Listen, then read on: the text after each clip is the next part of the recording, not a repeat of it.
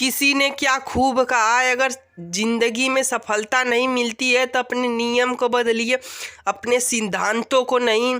जैसे पुराने वृक्ष अपने पत्तों को बदलता है, अपने जड़ों को नहीं। नमस्कार साथियों, आपके सामने एक छोटी सी कहानी प्रस्तुत करने जा रहा हूं जो आपका पूरा जीवन बदल सकती है। एक बार की बात है, बहुत पुराने ज़माने में बहुत अच्छा सा एक राज्य हुआ करता था। वहाँ पे बहुत लोग काम करते थे। उसी राज्य में एक आदमी था, वह बिना बेरोजगार था, इधर उधर नौकरी की तलाश में घूमता था, कहीं भी जाता था, लेकिन परंतु उसको कोई नौकरी नहीं देता था। नौकरी उससे नहीं मिलने के कारण इधर उधर घूमता फिरता था। उसी आदमी का एक दोस्त था, उस किले में काम करता था, वह सैनिक था, राजा का बहुत ही प्रिय था। तब एक दिन वह सोचा कि मैं अपने दोस्त सैनिक के पास चलता हूँ और बोलता हूँ मुझे कोई नौकरी दिला दे किले में।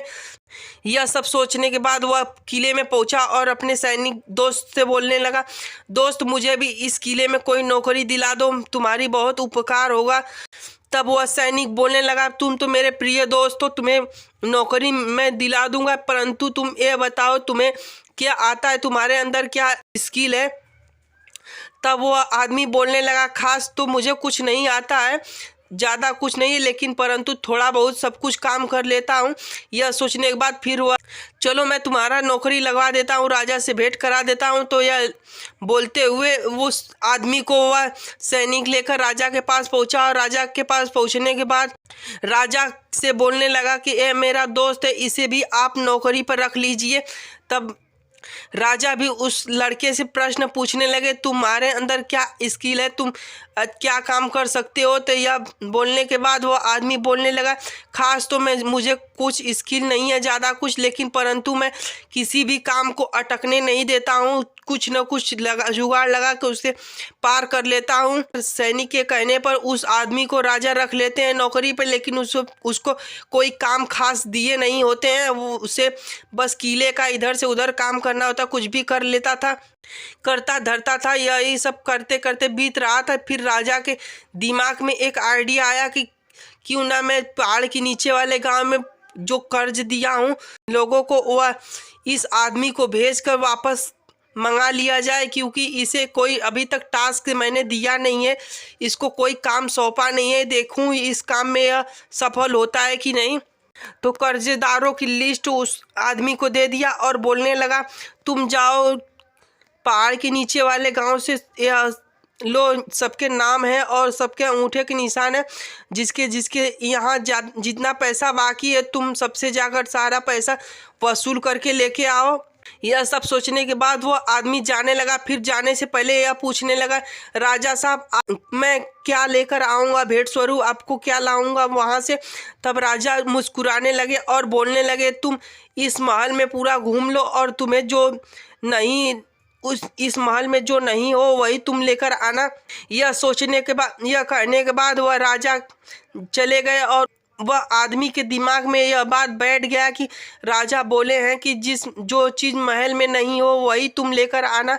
यह सब सोचने के बाद वह आदमी चला गया। उस पहाड़ के नीचे वाले गांव में जाने के बाद वो जो बकाया वाली कॉपी का लिस्ट निकाल के सबको गांव वालों को एकत्रित करके लाइन में खड़े करके सबको बताने लगा, तुम्हारा इतना बाकी है, तुम्हारा इतना बाकी है। तुम पैसा मांगने लगा, लेकिन सारे लोगों के आंखों में आंसू आ गया और सोचने लगे कि खास इस बार फसल भी अच्छी नहीं हुई है, हम लोग कैसे इनका कर कैसे देंगे, उनको पैसा कैसे वापस देंगे।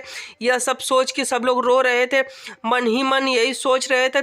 तब इस आदमी को यह लगा कि लगता है यह लोग पैसा नहीं चुका पाएंगे। तब वहीं पे रुक रहा था और ठंडी का वक्त था, वहाँ पे आग जलाकर सब लोग हाथ तो सेक रहे थे। यह देखते हुए वह जो आदमी पैसा लेने के लिए गया था वह आदमी बोलने लगा सबसे कि तुम लोग को पैसा नहीं देना होगा, तुम लोग का पैसा माफ़ हो जाएगा। तब यह सोचने के बाद और सब आदमी किसान लोग सोचने लगे कि यह तो कह रहा है कि माफ़ हो जाएगा, लेकिन इस जो पेपर है उस पर हम लोग का अंगूठा लगा हुआ है, वह अंगूठा लगा है, पैसा भी लिखा गया है। आदमी नहीं लेकर जाएगा पैसा, परंतु किसी और को राजा भेजेंगे इसी लिस्ट के साथ और वह हम लोग को हम लोग से पैसा लेकर जाएगा। यह सब सोच रहे थे, तभी उस आदमी को लगा कि लगते हैं इन लोग परेशान हैं। इसके कारण वह सोचने लगा कि क्यों ना यह लिस्ट ही जला दिया जाए।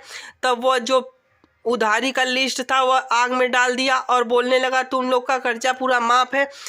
तब यह सोचने के बाद जो किसान लोग थे, आदमी लोग थे, उन लोग के चेहरे पे एक मुस्कान सी आई और सब लोग उस आदमी से बोलने लगे, राजा को कहना कि तुमको बहुत ही सारे लोग आपको बहुत ही प्यार और दुआ हुआ सब दिए हैं आपको, और आपको कोई भी परेशानी हो या फिर कोई ज़रूरत हो तो हम लोग को याद कर लीजिएगा। यही सब बोलने लगे किसान। तब यह सब सुनने के बाद वह सुबह हुआ और वह आदमी राजा के पास पहुंचा और राजा से बोलने लगा, राजा साहब वह लोग उधारी आपका चुका नहीं सकते हैं इसके कारण। लेकिन तब राजा गुस्से से बोलने लगा, तुम इतना भी एक छोटा सा काम नहीं कर पाए, सबसे उधारी वसूल नहीं कर पाए। तब यह बोलने के बाद वह आदमी बोलने लगा, राजा साहब लेकिन परंतु आप मुझसे कहे थे तो महल में नहीं होगा, वही तुम लेकर आना। तब मैं उन पैसों के बदले कुछ आपके लिए लाया हूँ जो कि महल में नहीं था। तब राजा मुस्कुराते हुए बोलने लगे, भला महल में क्या नहीं था? तब वह आदमी बोलने लगा, प्यार और दुआ हुआ नहीं था, इसलिए मैं उस पैसे के बदले दुआ प्यार लेकर आया। क्योंकि राजा कुछ नहीं बोले, क्योंकि राजा बहुत ही समझदार थे।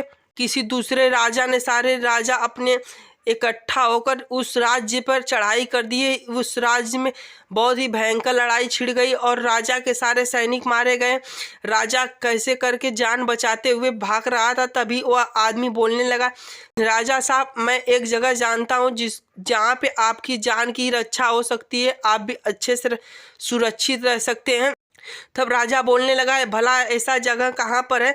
तब वो आदमी बोलने लगा, चलिए वो जो पहाड़ी के नीचे वाला गांव है वहाँ पे हम लोग को आश्रय अच्छा से मिलेगा, सुरक्षित हम लोग रहेंगे।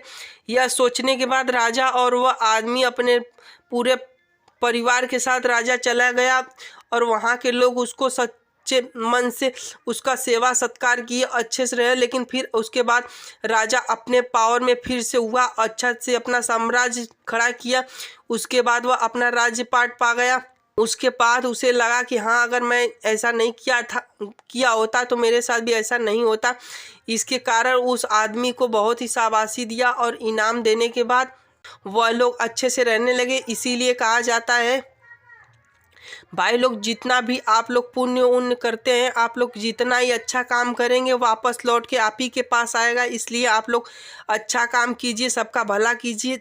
आप लोग सबका बुरा करेंगे तो आपके साथ भी बुरा होगा। जैसे कि किसी जो दूसरे के लिए गड्ढा खोदता है, भगवान उसके लिए ही गड्ढा खोदते हैं। इसलिए आप लोग किसी का बुरा मत कहिए। कहानी अच्छी लगी हो तो चैनल को सब्सक्राइब कर दीजिए, साथ में बेल आइकन को प्रेस करके ऑल पे सेलेक्ट कर लीजिएगा, जिससे हमारे आने वाले अपडेट की नोटिफिकेशन आपके पास पहुंचते रहे। नमस्कार साथियों, अगली वीडियो में फिर मिलते हैं।